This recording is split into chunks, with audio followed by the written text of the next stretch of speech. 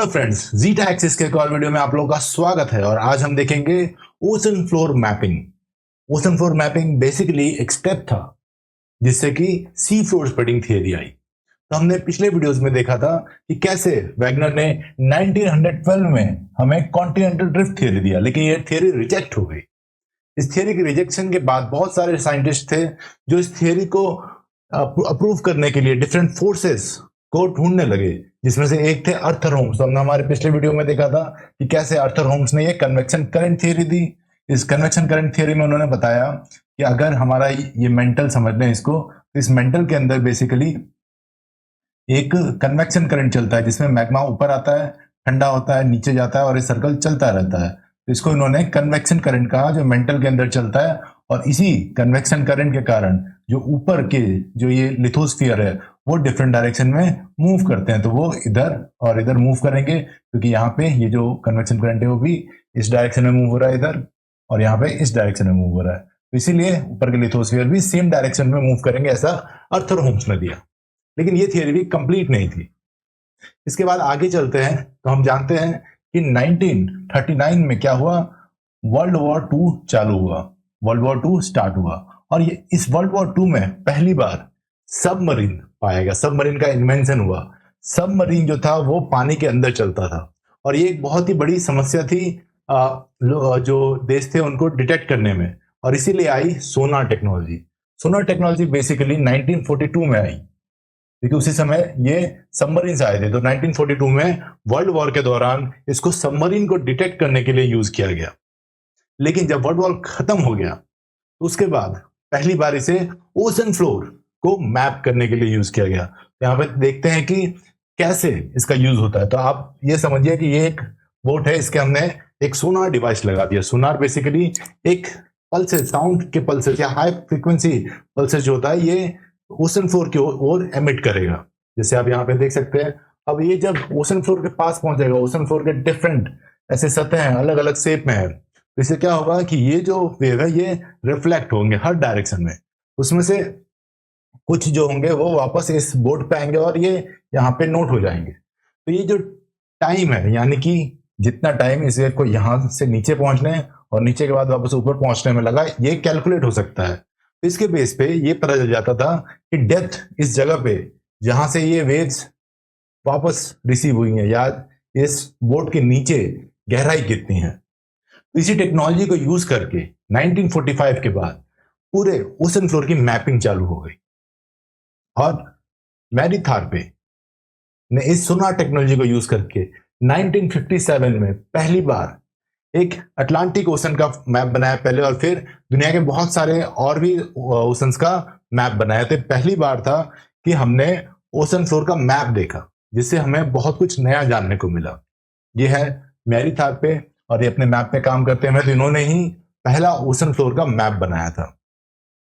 और इस मैप से काफी नई जानकारी मिली। तो सबसे पहली जानकारी ये मिली कि ओशंस के बीच में प्लेन नहीं है। पहले माना जाता था कि ओशंस के बीच का जो एरिया होगा वो पूरा का पूरा प्लेन होगा, ये पूरा एरिया प्लेन माना जाता था, यहाँ पे कुछ भी नहीं होना चाहिए। लेकिन जब ये मैप की फ्लोर की मैपिंग की गई तो पता चला कि यहाँ पे बीच में बहुत बड़े बड़े पहाड़ हैं, इस तरह के बीच में एक रिफ्ट वैली है, और साइड में कहीं पे थोड़े बहुत प्लेन रीजन्स हैं। तो पहले ऐसा माना जाता था कि ओशन फ्लोर जो है वो पूरा का पूरा प्लेन होना चाहिए, लेकिन इस सी मैपिंग के कारण नया जो चीजें थी वो पता चली कि पूरे दुनिया में अगर देखा जाए तो इस तरह से ओशंस के बीच में ऐसे पहाड़ों की श्रृंखलाएं हैं, और ये पूरी दुनिया में फैली हुई हैं, जैसे आप यहाँ पे देख सकते हैं। और यहाँ पे मतलब कि सेंटर से दूर और कॉन्टिनेंट के पास यहाँ पे आप देखोगे, यहाँ पे प्लेन रीजन है, यहाँ पे जो ओशन फ्लोर है वो काफी प्लेन है। तो ये एक नई बात थी जो कि मैरी थारपे के इस खोज से पता चली, इनके ओशन मैपिंग से पता चली। तो ये आखिर इतनी नई बात थी क्यों, आइए ये भी समझने की कोशिश करते हैं। तो सबसे पहले क्या लगता था कि ओशन फ्लोर जो है पूरा का पूरा प्लेन होगा इस तरह से, यहाँ पे कोई भी फीचर्स नहीं होंगे। फीचर्स मतलब कोई वैली, कोई पहाड़, ऐसा कुछ भी नहीं होगा। पर ऐसा इसलिए लगता था क्योंकि लोगों को पहले लगता था कि जैसे हमारी जो पृथ्वी है वो करीब 3.5 बिलियन ईयर्स यानी कि करोड़ साल पुरानी है हमारी जो पृथ्वी है। तो लोगों को यही लगता था कि समुंदर भी इतने पुराने होंगे। अब अगर समुंदर इतने पुराने हैं और वो हमेशा पानी के अंदर डूबे हुए हैं, तो यहाँ पे अगर कोई पहाड़ ऐसे होंगे भी स्टार्टिंग में, तो पानी के कारण क्या होगा, इनका इरोजन हो गया होगा। तो इतने लंबे सालों में 3.5 बिलियन ईयर्स, 3.5 करोड़ साल में कोई अगर पहाड़ या वैली यहाँ पे होंगे, तो उनका इरोजन होकर पूरा का पूरा जो ओशन फ्लोर होगा वो सेडिमेंट से भरा होगा और एकदम प्लेन होगा। क्यों? क्योंकि पहाड़ होगा तो उसका इरोजन हो चुका होगा, क्योंकि वाटर इरोजन बहुत ही स्ट्रांग इरोजन होता है, और 3.5 करोड़ साल में तो किसी भी माउंटेन को ओशन ने फ्लैट कर दिया होगा। तो इसीलिए लोगों को लगता था कि पूरा का पूरा जो ओशन होगा वो प्लेन होना चाहिए। लेकिन जब मैरीथ हार्पे ने मैप बनाया तो पता चला कि बहुत सारे फीचर्स हैं, बहुत सारे माउंटेन्स हैं, बहुत सारी वैलीज हैं। तो उनके लिए एक आश्चर्यजनक की बात थी। तो इसका मतलब यह था कि ओशन फ्लोर फिर 3.5 करोड़ साल पुराना नहीं होना चाहिए। क्यों? क्योंकि अगर इतना पुराना होता तो वाटर के एक्शन से, वाटर के वेदरिंग से, वाटर के इरोजन से ये जो माउंटेन्स हैं या वैलीज हैं वो सपाट हो जानी चाहिए थी, वो प्लेन हो जानी चाहिए थी। लेकिन ऐसा नहीं था। इसीलिए एक बहुत बड़ी खोज थी। जो लोगों की सोच थी कि हमारा जो ओशन फ्लोर है वो 3.5 करोड़ साल पुराना है या 4 करोड़ साल पुराना है, उसको एक बहुत ही बड़ा अपोजिशन मिला।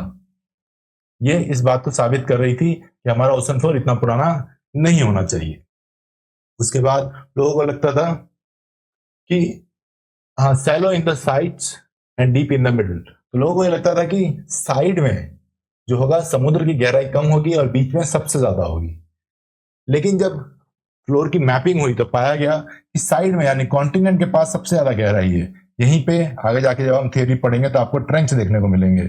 सबसे ज्यादा जो गहराई है वो एक्चुअली कॉन्टिनेंट्स के पास है, कोस्ट लाइन के पास है, और सबसे कम गहराई है वो बीच में है, वहां पे माउंटेन्स है। तो ये भी एक अलग थी, ये भी पुराने सोच के कंपेयर में एक डिफरेंट फाइंडिंग थी, एक नया तथ्य सामने आया इससे कि भाई ऐसा क्यों है कि बीच में इतना माउंटेन्स है, बीच में ओशंस की जो गहराई है वो कम क्यों है। फिर हमने देखा कि sea floor billions of years old है, इसीलिए इरोजन हो जाना चाहिए और पूरा सपाट हो जाना चाहिए। Sea floor should have huge pile of sediments. तो मानना था कि जो हमारा सी फ्लोर है वो इतने करोड़ों साल पुराना है, तो ऑब्वियसली जो भी इरोजन हुआ होगा उसके ऐसे सेडिमेंट्स बिखरे हुए होंगे पूरे के पूरे ओशन फ्लोर पे। लेकिन जब मैपिंग की गई तो पता चला कि सेडिमेंट्स तो साइड में ही है और वो भी कुछ ही एरिया में है और बहुत ज्यादा गहरे भी नहीं है जितना सोचा गया था, जितना अनुमान लगाया गया था। और बीच में तो इनकी लेयर और भी कम हो जाती है। तो इससे ये अंदाजा लगाया जा सकता था कि जो बीच की लेयर है वो शायद नहीं हो, ज्यादा यंग हो, और जो साइड में लेयर हो वो थोड़ी ओल्ड होनी चाहिए। तो यही इसीलिए इनकी ये जो ओशन फ्लोर की जो मैपिंग थी ये एक बहुत ही बड़ा टर्निंग पॉइंट था हमारे समझ के लिए, हमारा जो ये टेक्टोनिक्स को समझने के लिए। इसी के बेसिस पे सी फ्लोर स्प्रेडिंग थियरी आई। अगर आप देखें तो कुछ इस तरह का ओशन फ्लोर होता है। यहाँ बीच में ये माउंटेन है, आप देख सकते हैं कि रिफ्ट वैली है येलो कलर की, और इसके दोनों साइड ऐसे माउंटेन्स हैं। ये आपका अटलांटिक ओशन है, और अटलांटिक ओशन के बीच में आप देख सकते हैं कि दोनों साइड माउंटेन्स है, बीच में एक रिफ्ट वैली है, और फिर यहाँ पे प्लेन रीजन है एकदम साइड में। ये आपके कॉन्टिनेंट्स हैं, और इसी के जस्ट साइड में यहाँ पे आपको प्लेन रीजन देखने को मिल रहा है दोनों साइड। ये आपका नॉर्थ अमेरिका है। तो आप देख सकते हो कि जस्ट नॉर्थ अमेरिका के साइड में आपको प्लेन रीजन मिल रहा है, लेकिन ओशन के सेंटर में आपको पहाड़ देखने को मिल रहे हैं, और डेप्थ भी यहां पे कम है सेंटर में और साइड में ज्यादा है। तो ये जो नई खोज थी ये पुरानी जो थियरी थी उसको चैलेंज कर रही थी, और इसी खोज के कारण लोगों ने, साइंटिस्ट ने फिर नए थियरीज देने स्टार्ट किए कि हमारा ओशन फ्लोर या हमारा जो कॉन्टिनेंट है वो कैसे बना। कॉन्टिनेंटल ड्रिफ्ट की नई थियरी देने लगे, और इसी के रिजल्ट में हमें सी फ्लोर स्प्रेडिंग मिला। इसीलिए ये सी फ्लोर का जो मैपिंग था ये बहुत ही इंपॉर्टेंट टर्निंग पॉइंट था। अगर वीडियो अच्छा लगा हो तो सब्सक्राइब जरूर करें। वीडियो देखने के लिए बहुत बहुत शुक्रिया। Thank you.